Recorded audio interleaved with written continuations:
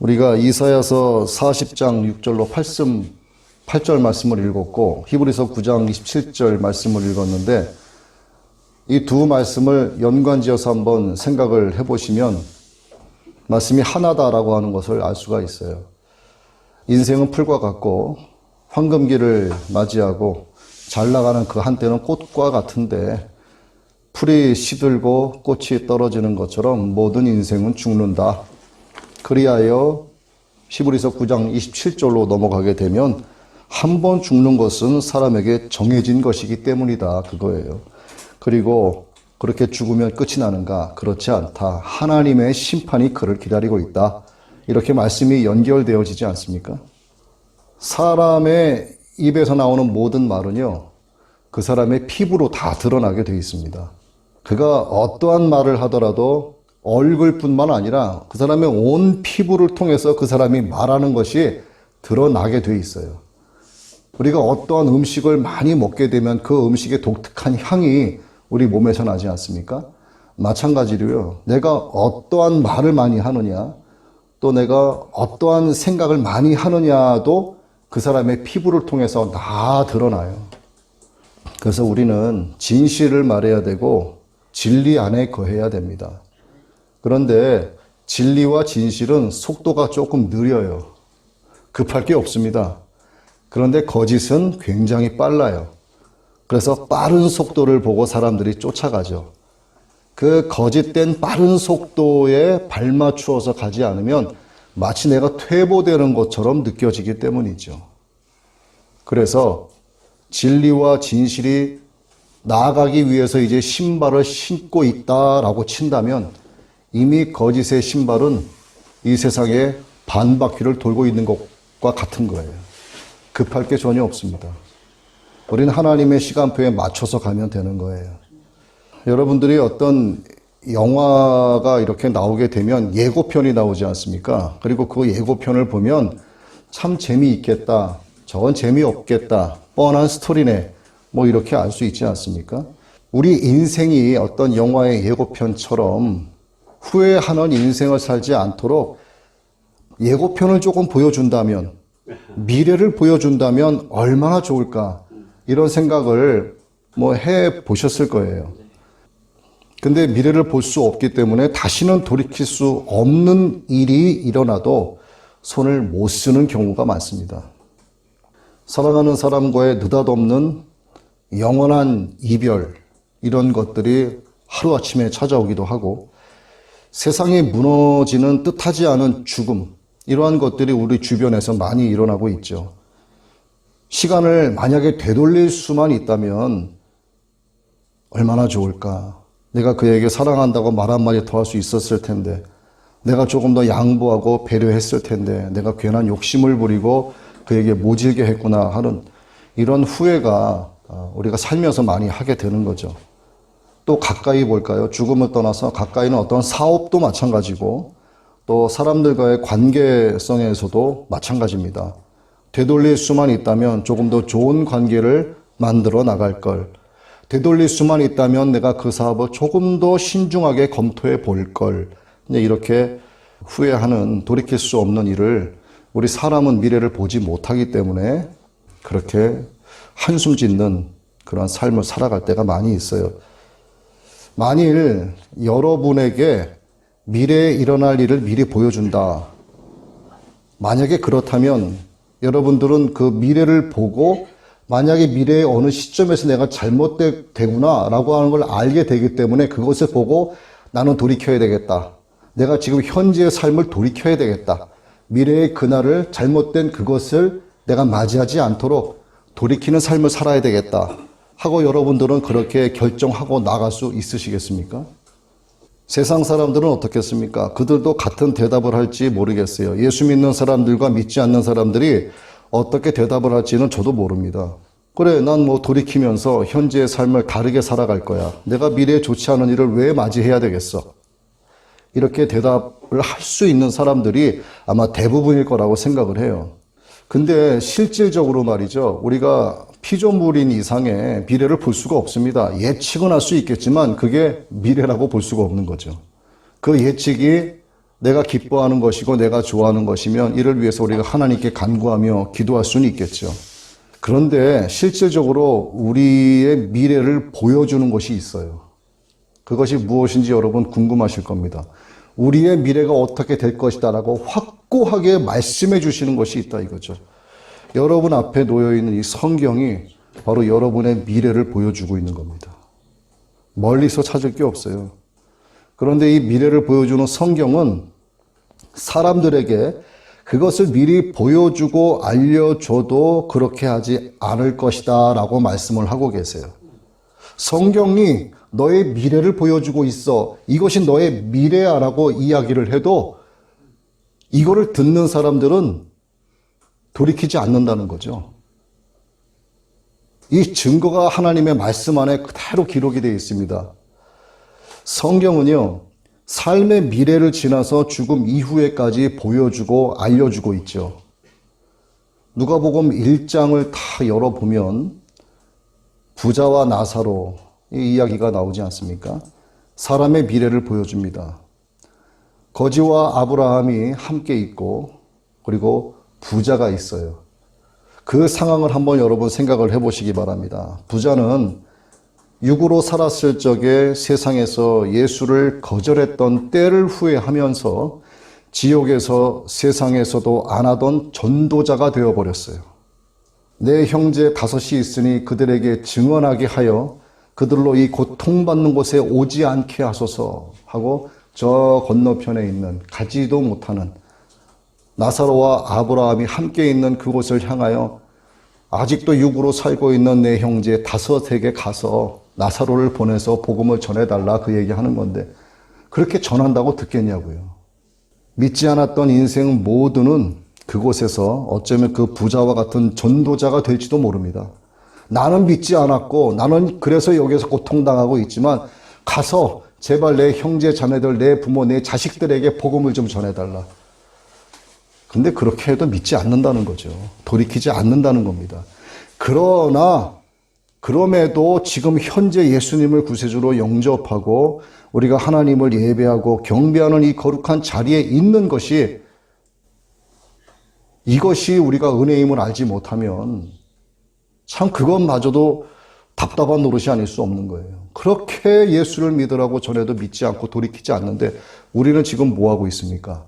하나님의 말씀을 청종하고 있고 하나님을 찬양하고 있잖아요. 이것만으로도 인생 끝난 거 아니에요? 그러니까 여러분은 미래를 볼 수 있는 분들이라 이 말이죠.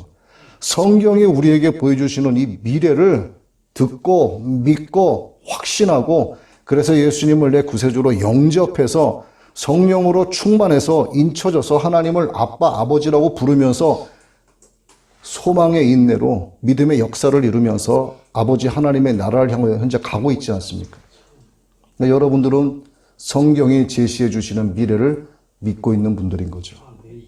말씀을 한번 제가 볼게요. 누가복음 16장 22절에서 29절 말씀 가운데 몇 줄만 제가 말씀 읽습니다. 아브라함이 이르되 너는 살았을 때에 하고 부자에게 말을 하는 거예요.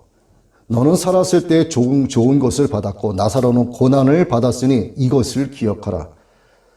이제 그는 여기서 위로를 받고 너는 괴로움을 받느니라. 그뿐 아니라 너희와 우리 사이에 큰 구렁텅이가 놓여 있어 여기서 너희에게 건너가고자 하되 갈 수 없고 거기서 우리에게 건너올 수도 없게 하였느니라.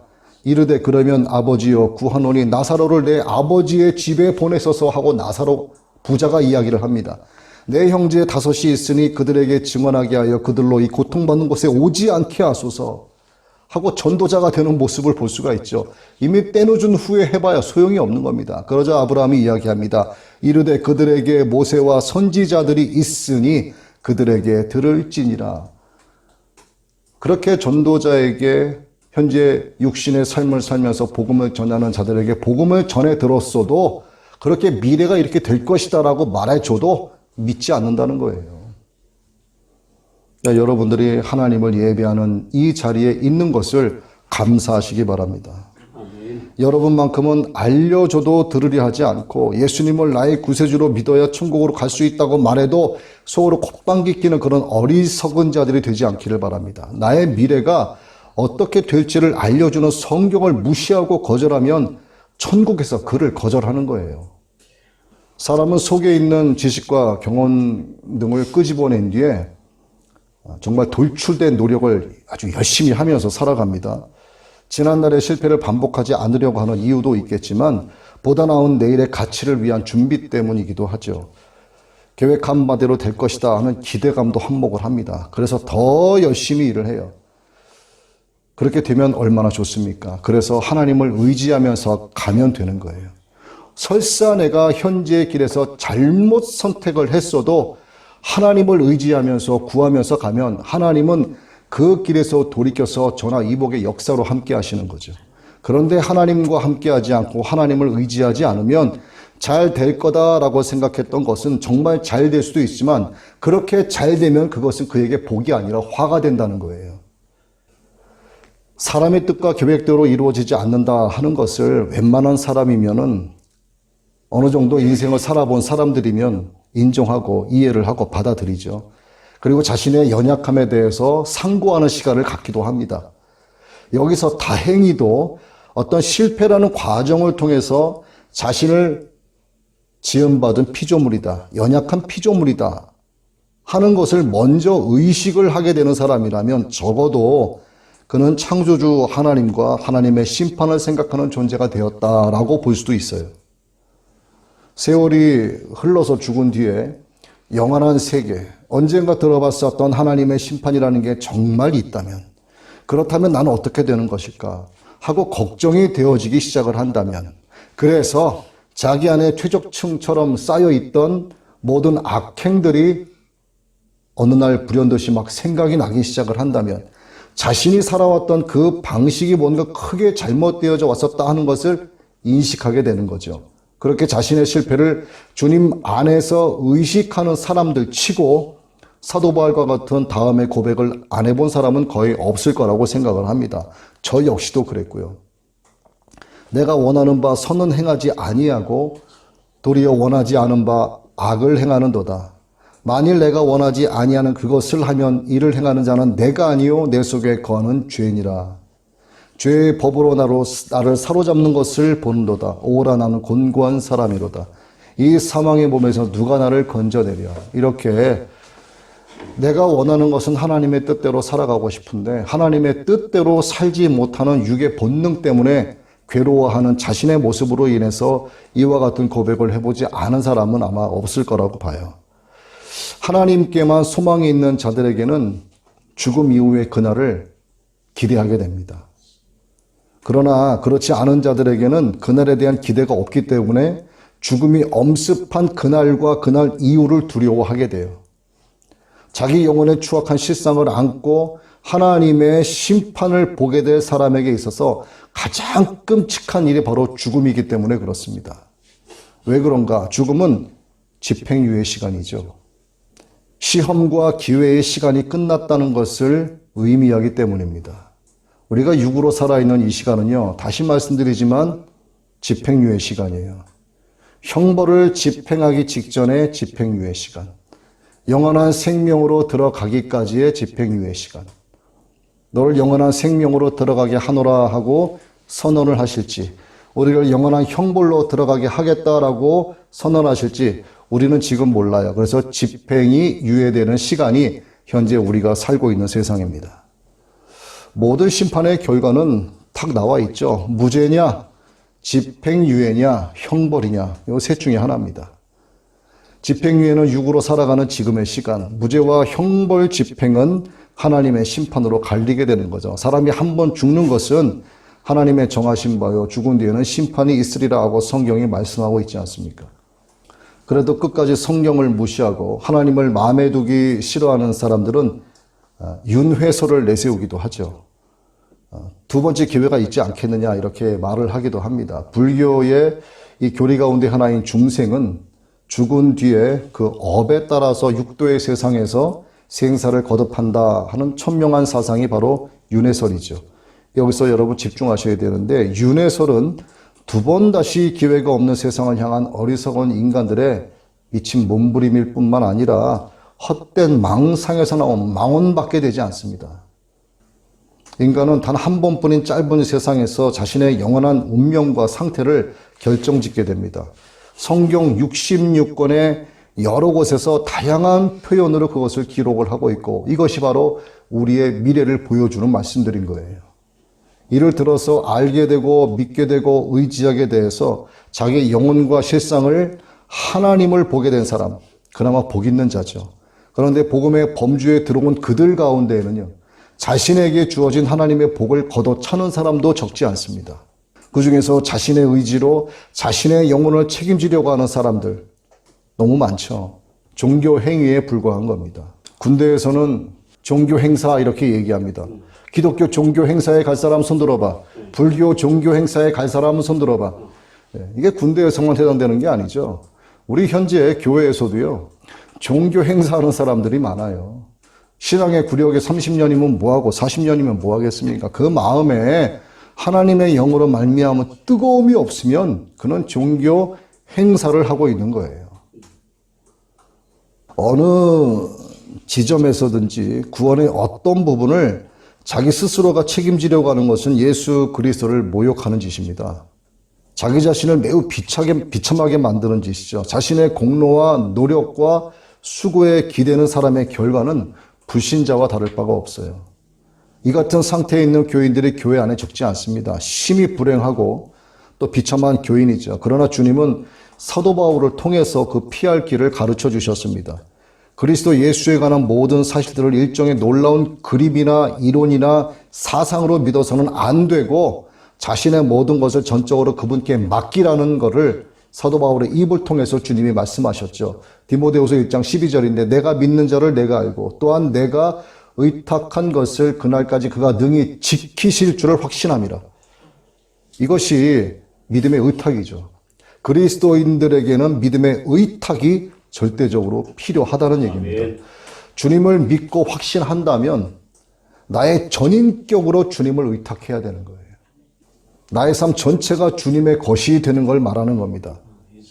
여러분들이 사도 바울이 나는 주님만을 전적으로 의탁합니다 라고 했던 것처럼 신앙적 경험을 여러분도 원하신다면 완전한 의지와 내어 맡기는 것과 완전한 순종과 주권자에 대한 인식과 하나님의 복음 안에서 이루어지는 절대자의 통치에 대한 구원의 감격 등을 경험하면서 안고 살아가셔야 되는 거예요. 구약 성경에 발람이란 사람이 나오죠. 발람은 민수기 23장 10절에서 이렇게 말을 했습니다. 나는 의인의 죽음을 죽기 원하며 나의 종말이 그와 같기를 바라노라. 발람도요, 하나님의 일을 했었던 사람이에요. 그러나 그는 의인처럼 죽기를 원했지만 의인처럼 살지는 않았습니다. 그렇기 때문에 어떤 경우에도 단 것만 삼키고 쓴 것을 내뱉는 일은 없어야 되죠. 원하는 축복의 말씀만 아멘으로 받아들이고 타협 없는 순수 복음과 절대 복음은 부담스러워하고 거부하는 일은 없어야 된다는 얘기입니다. 각양각색으로 물든 세상의 문화, 또 한 면이 검게 타버린 뒤집지 않은 전병과 같은 이중인격의 신앙, 여러 우상 종교들과의 적당한 타협, 이건 절대 있어서는 안 되는 거예요. 절대로 있어서는 안 됩니다. C.S. 루이스의 말대로 그리스도인의 삶을 전적으로 살아내든지 아예 하나님을 거부하고 신앙생활을 포기하든지 해야 한다는 얘기죠. 살아계신 하나님은 어디에나 계시는 분이시죠. 삶 전체를 주관하는 분이십니다. 시작과 끝을 포괄하시고 내 중심과 주변을 포괄하시는 분이세요.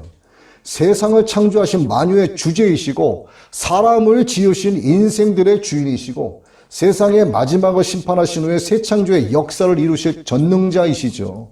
그래서 기독교 복음은 인생들의 삶과 역사를 주관하고 있습니다. 제가 복음에 대해서 자랑스러워하는 것이 너무나 많은데 하나만 오늘 말씀을 드리면 불신자의 거짓 낙관론에서 벗어나게 해줬다는 거예요. 이게 뭘 의미하는 것이냐? 세상에 주는 가치는 가치가 아니다라고 하는 것을 알게 해주신 거예요. 이게 별거 아닌 것 같지만 세상의 가치가 가치 있는 것으로 여기게 되면 그 가치를 따라가는 거예요.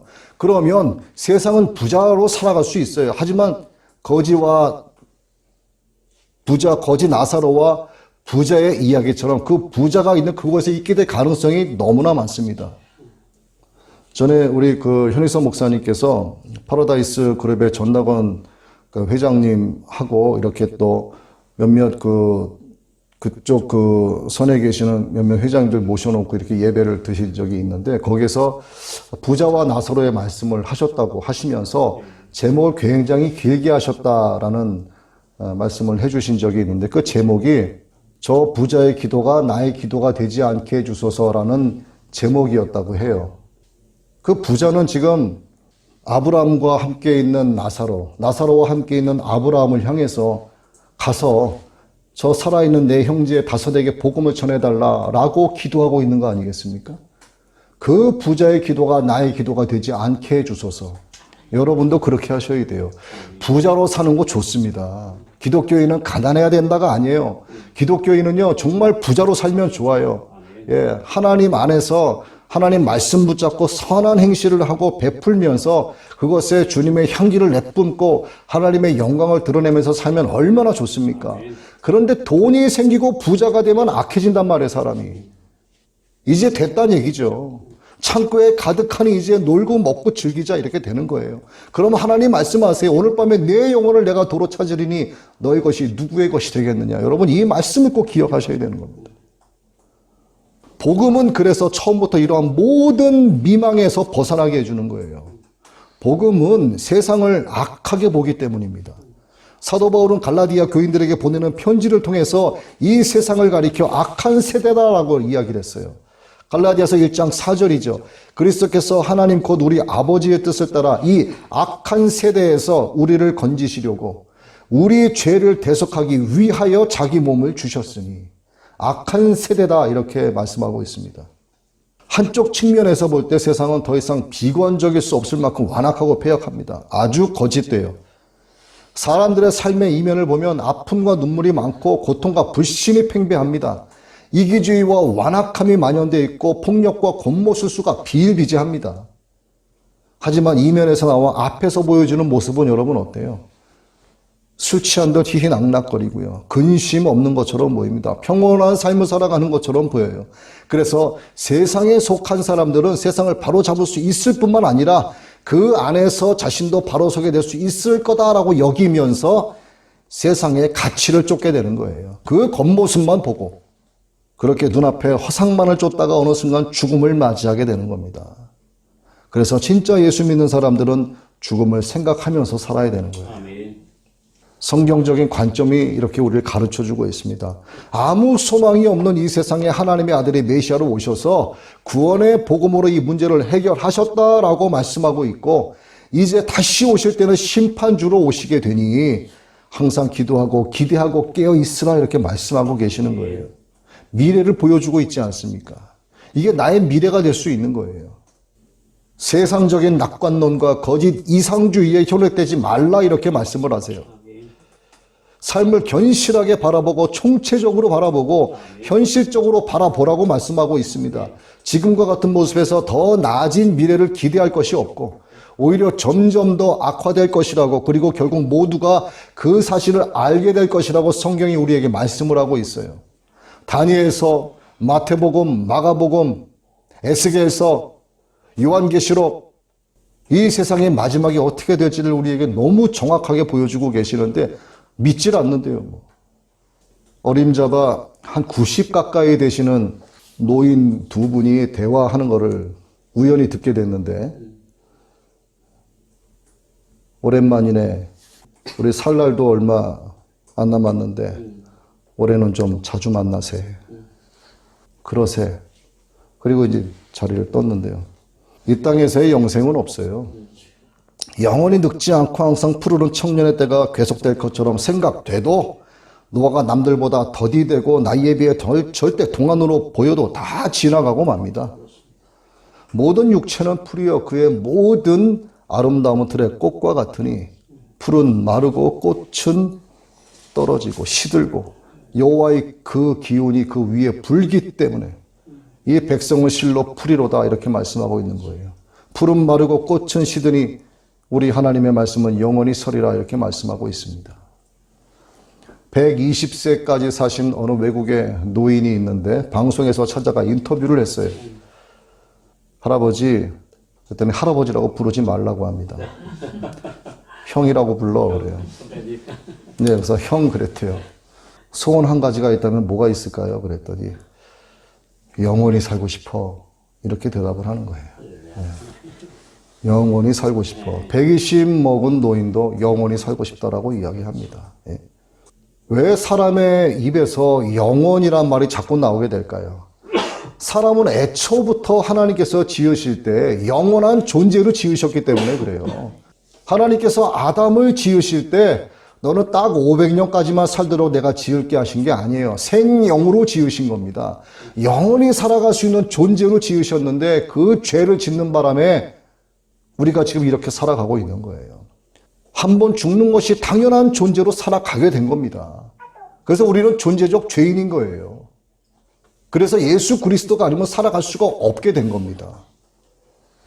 이 땅에 존재하는 우리 사람뿐만이 아니라 모든 생명체에게 죽음이 찾아오는 것은 하나님께서 그렇게 정하셨기 때문입니다. 사람에게 찾아오는 죽음도 아담의 죄로 시작되어서 모든 인생들에게 적용된 거죠. 그러나 하나님은 육신의 죽음 뒤에 그리스도 예수를 통해서 영생을 준비해 두신 겁니다.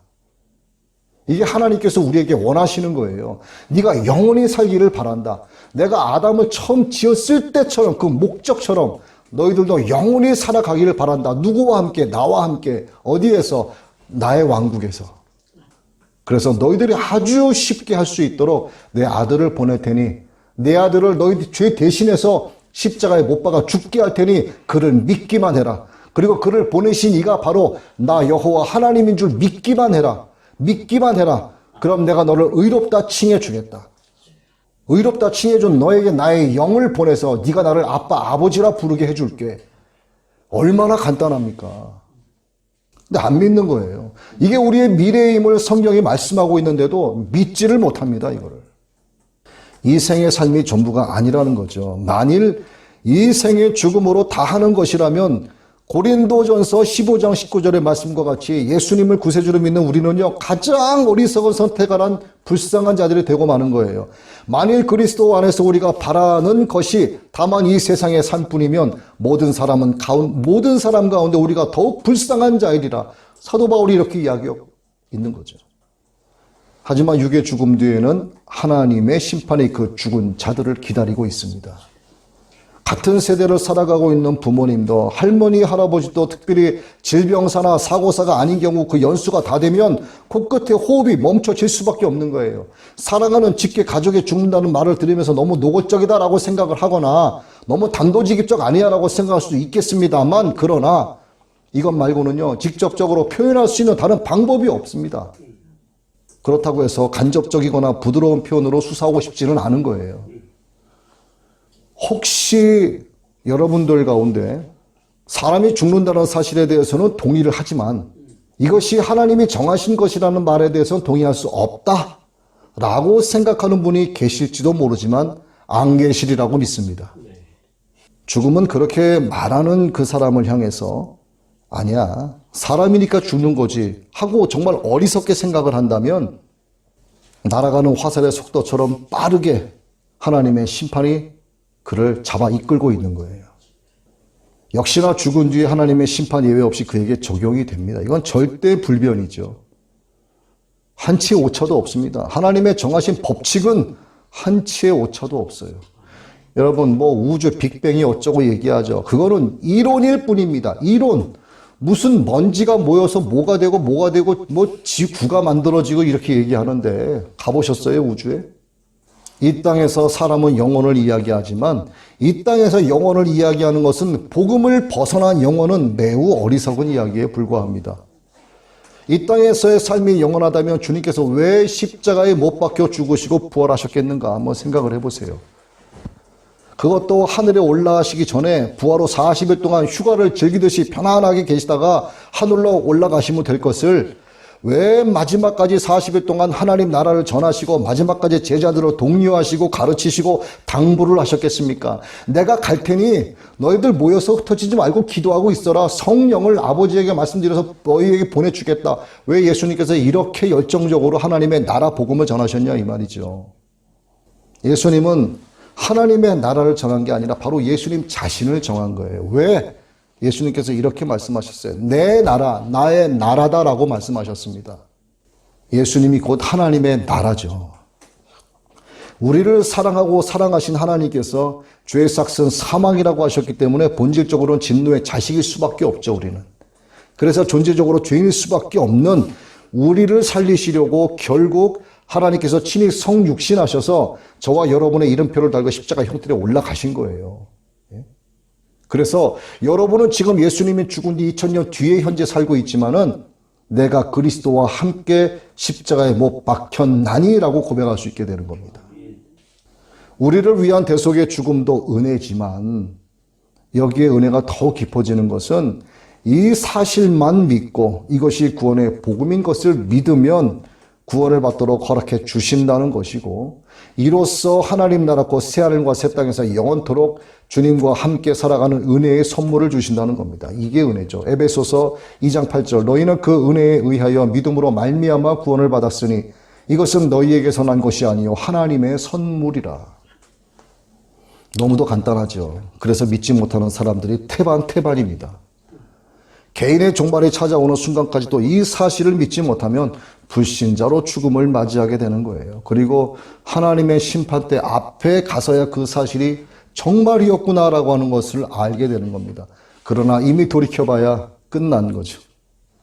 하나님께서 정해놓으신 심판은 시작되고 그 결과는 유황불못에서의 영벌로 이어지고, 이 모든 사실이 성경에 기록되어 있음에도 믿지 못하니 안타까움이죠. 그래서 복음을 전하고 전하지 않을 수밖에 없는 거예요. 여러분도 이 땅에 살고 있는 동안 지옥 같은 시간을 겪어봤을 겁니다. 또 겪고 있는지도 몰라요. 큰 질병과 불의의 사고가 있었고, 자식들의 문제가 있고, 경제적인 문제, 억압과 착취, 우겨쌈과 폭력, 노출된 것들, 왕따와 각종 실패와 온갖 시련 등등 생각하고 싶지도 않은 악몽 같은 고통 시간들을 겪어봤을 겁니다. 지금도 건강 문제, 경제적인 문제, 불안한 미래에 대한 사람들과의 관계, 과거의 트라우마, 정신분열, 나약한 심신 등의 문제, 이런 걸로 힘들어하는 분들이 우리 가운데 있을 수 있어요. 사람이 있는 곳 어느 곳에서든지 이런 문제들은 그림자처럼 따라다닙니다. 이것이 정도가 심해지고 길어지면 소위 지옥 같은 시간이다, 이렇게 말을 하는 거죠. 그런데 이 땅에서 겪어본 지옥 같은 시간들, 또는 지금 지옥 같은 시간을 겪고 있다고 말하는 사람들의 그 지옥 같은 시간은 죽음 뒤 심판받아 가게 될 성경에 기록된 그 지옥에 비하면 어떤 것인가? 꽃 피고 새가 노래하는 곳과 같다고 할 수 있어요. 도대체 지옥이 어떤 곳이길래 그럴까? 요한계시록 20장 12절 이하에 기록이 되어 있죠. 제가 한번 읽습니다. 또 내가 보니 죽은 자들이 큰 자나 작은 자나 그 보좌 앞에 서 있는데 책들이 펴 있고 또 다른 책이 펴졌으니 곧 생명책이라. 책 한 권, 그 책은 생명책이에요. 책들은 죄인들의 이름이 기록되어 있는 책. 죽은 자들이 자기 행위를 따라 책들에 기록된 대로 심판을 받으니 바다가 그 가운데서 죽은 자들을 내주고 또 사망과 음부도 그 가운데서 죽은 자들을 내주매 각 사람이 자기의 행위대로 심판을 받고 사망과 음부도 불못에 던져지니 이것은 둘째 사망 곧 불못이라. 누구든지 생명책에 기록되지 못한 자는 불못에 던져지리라. 여러분, 생명책에 기록되셔야 됩니다. 이것만 기록되면 돼요. 한마디로요, 펄펄 끓는 그냥 불못에 던져지는 겁니다. 에이 설마. 믿지 못하시면 예수님 믿지 마십시오. 이거를 믿지 못하시면 예수님 믿지 않으셔도 돼요. 이거 하나면 더 이상 말이 필요 없습니다. 여러분, 이 가스불 켜고 손가락 하나 더도 필요 없고 딱 2초만 갖다 대보세요. 딱 2초만. 비명을 지르죠. 비명을 지릅니다. 뜨거운 물에 잠깐 데이기만 해도 비명을 질러요. 뜨거운 김에 살짝만 노출돼도 살갗이 벗겨집니다. 그 고통과 아픔은 여러분도 잘 아실 거죠. 하물며 이 지옥의 불못이겠냐 이거죠. 여러분은 하나님 나라에서의 영생을 원하시는지 아니면 지옥 불못에서의 영원 형벌을 원하시는지 저는 몰라요. 하나님은 아시죠. 아무리 세상 지식이 머릿속에 꽉 들어차 있다고 해도 정치, 경제, 문화, 사회 어떤 분야를 막론하고 권세와 명예와 힘과 권력이 하늘을 찌를 듯하고 지식이 제 아무리 높아도 그리고 통장에 현금이 차고 흘러 넘치게 있어도, 장롱 속에 금덩어리가 막 산더미만큼 쌓여 있어도요, 은행 VIP 시크릿 금고에 진귀한 보석들로 꽉꽉 차 있어도 하나님 나라는 그런 것들로 결코 갈 수가 없습니다. 어릴 적 주일학교에서 자주 불렀던 찬양 여러분들도 아시죠? 돈으로도 못 가요 하나님 나라. 어여뻐도 못 가요 하나님 나라. 어떻게 간다고요? 거듭나면 가는 나라 하나님 나라. 믿음으로 가는 나라 하나님 나라. 말씀을 정리합니다. 하나님 나라는 오직 예수 그리스도를 믿는 믿음으로만 갈 수 있습니다. 오직 물과 성령으로 거듭나야만 갈 수 있어요. 성령으로 인침받은 자 되어서 하나님을 아빠 아버지라고 부르는 자들만 갈 수 있습니다. 이 모든 것이 믿음 안에서 이루어질 때 갈 수 있는 곳, 그것이 바로 천국이에요. 아버지의 나라. 우리의 주님이신 예수 그리스도를 향한 여러분의 믿음이 하나님 나라에 갈 수 있는 유일한 길입니다. 그래서 예수님을 믿어야 하는 거예요. 이미 믿음 생활을 하고 있는 분들이라도 정말 제대로 예수님 믿고 믿음의 덕을 세우는 일부터 시작을 해서 하나님의 사랑을 더하는 일을 게을리하지 말아야 합니다. 여러분 모두를 하나님 나라에서 만날 수 있게 되기를 예수 그리스도의 이름으로 축복합니다.